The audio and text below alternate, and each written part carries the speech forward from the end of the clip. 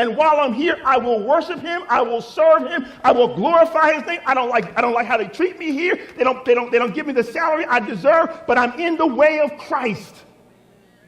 And if that is your heart's desire and your heart's understanding this morning, that even in a prison cell, even when you're wrong, even when you're tripped and left face down in the mud, you can find joy in your soul because you know you're where Christ has you to be.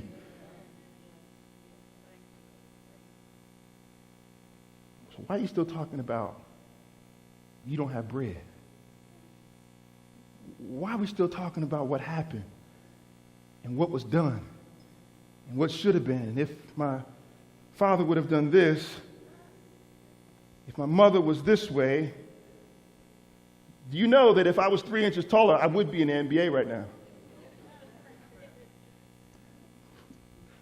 If that right knee wouldn't have gone out, boy, I would have been something. But we're going to spend the rest of our days talking about what should have been and what could have been. And Christ saying, he said, I'm with you right now, disciples. Why are you still complaining about what you don't have? It's true. It is a fact. You don't have bread, but you have Christ. The one who takes bread and multiplies it and gives to the many with a little bit, because that's who he is. Stop missing who he is, talking about what you don't have. And so here they are in this boat. They'd forgotten the bread. That's already happened. And they only had one loaf that was in the boat already. They already had one loaf with them in the boat. And he cautioned them, saying, watch out. Beware of the leaven of the Pharisees and the leaven of Herod. He said, watch out, because these Pharisees are hypocrites.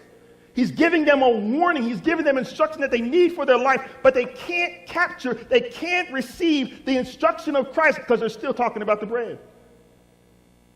As a disciple of Christ, Christ warns you, he explains to you, he makes things known to you, but he says if you're still talking about what you don't have and you're still stuck back here, you're not hearing what I'm saying right here.